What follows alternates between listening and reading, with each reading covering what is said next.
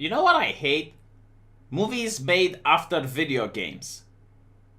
And you know what else I hate? My channel. Because all I do is I sit here at a slouch position at my little table and I go like, I hate this, I hate that, I hate it. I guess at least I'm not like a game journalist from Polygon or Kotaku. And then go like, that is racist, that is sexist, that is problematic, everything is bad, we need to fix society. While writing in a gaming publication. Yeah, at least I'm not like that. But in all due honesty, aren't movies made after video games bad? I mean, when's the last one that was good? Usually you go to the movie with certain expectations about the lore and the story from that video game, because that's why you want to see it, right? Because otherwise you probably wouldn't go see it unless, you know, it has the name of that game that you like to play.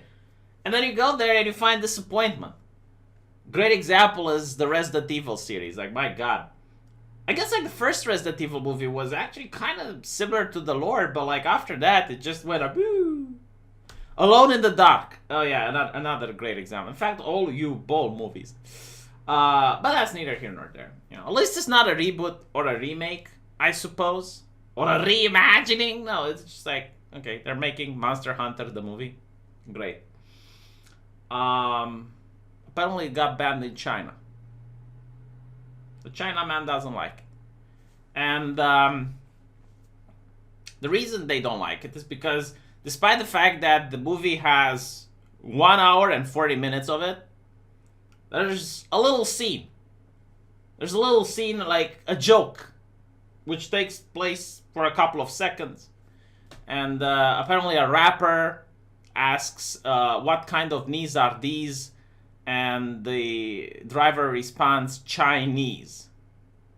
So the Chinese government got upset, and it got pulled from the theaters 1 day after release. Now, here's what I don't get. Okay, a lot of Westerners are laughing at it. It's like, oh, China's sensibilities and meh. How is it that different from the West? Because from my perspective, okay, like if you just ignore the macrocosmos and all of the grand narrative and the bigger picture, you look at the little picture, okay? What is the little picture? You want to see a movie. That is the little picture. Like you, the common pleb, desires to purchase, or in this case, to view a product. And some other authority that you have no control over, that you haven't elected or anything like that, so some grander authority says, no, you're not going to see this. We're going to cancel it for your own good, for your own safety. Like, we don't want you to see it because we're offended. How is it any different?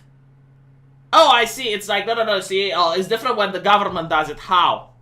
How is it different? I would understand if the product is very offensive and people choose not to go with it and see it. And basically, you know, like some Chinese are posting on Twitter, it's like, what kind of knees are these? And it's like, Floyd's, can you breathe? You know, it's like, to show, it's like, okay, well, this is how it would look like. This is how offensive it would be. Put yourself in our shoes.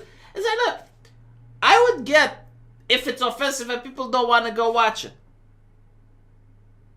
I get that. You know, it's like, it's something offensive. The cinema is empty.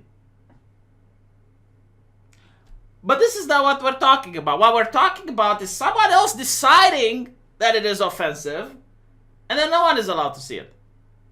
And this is happening in the West almost on a monthly basis. There's something like where a company apologizes, some product gets pulled off the market, some t-shirt is problematic, some movie is not okay, some video game is offensive. You know, and at the end of the day, I don't view it as much different. Like, I'm sorry, I just guess, like, there's different sensibilities. Like, that's literally what it's about. Like, some things that are really offensive in the United States are perfectly fine in China, and some things that are really offensive in China are perfectly fine in the United States. That's the only difference. That's the only difference. But other than that, it's the same principle, it's the same idea and the same concept. You know, for example, Johnny Depp being banned from Pirates of the Caribbean. That's literally the only reason I wanted to see that movie. Like, literally. Is because I like the actor. you know, but someone decided that he is problematic. It's not the people that decided he is problematic. It's not like the movie was released and there were no one in the theater. No, that's not it. You know, like someone at the top, probably people that are working in the press, decided that Johnny is problematic. Okay, now Johnny doesn't have any convictions. He's not arrested. There's no like a court that found him guilty. There is another thing, like he tried to sue a newspaper for slandering him and he lost that lawsuit, but like he's not arrested, right? He didn't go to prison. But we are told that it's not okay for us to see the character. So they decided to fire him.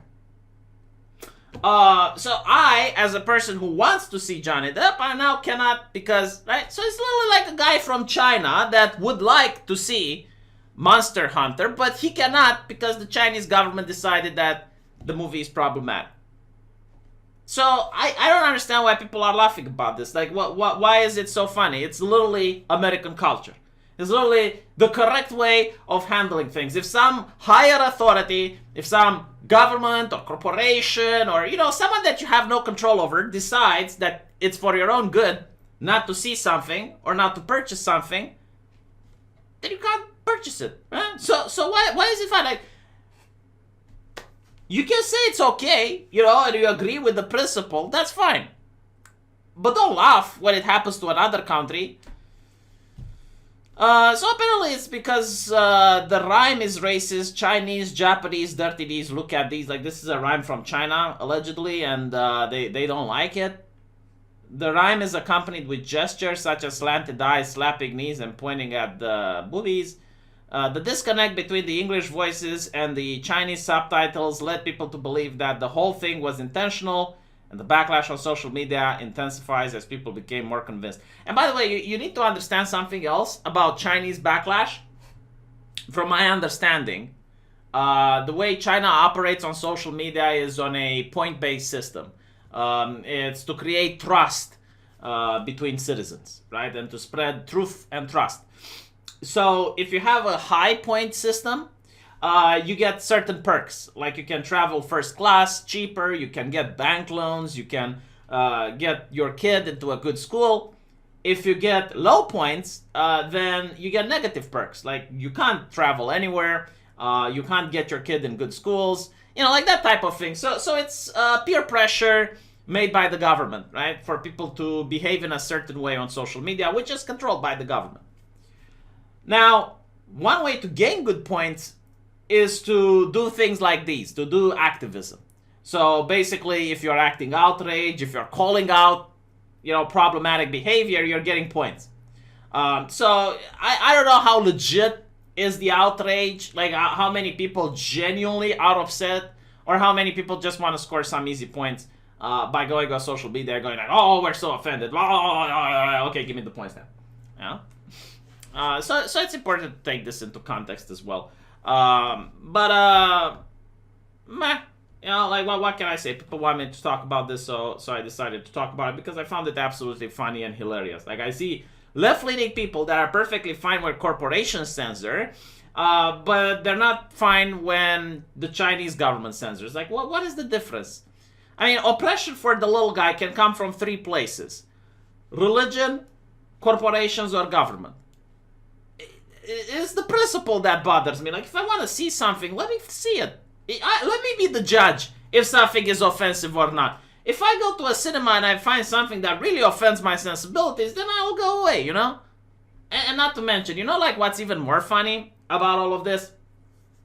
You get to see a movie about killing animals, right? You get to see a movie with a lot of violence and murder, and that's fine on the big screen. But a joke, no, this is where we draw the line. I mean, everything is funny until you do a joke. Then we all get serious and we decide to cancel the movie. Right? Let me know what you think, and I will see you guys in the comment section.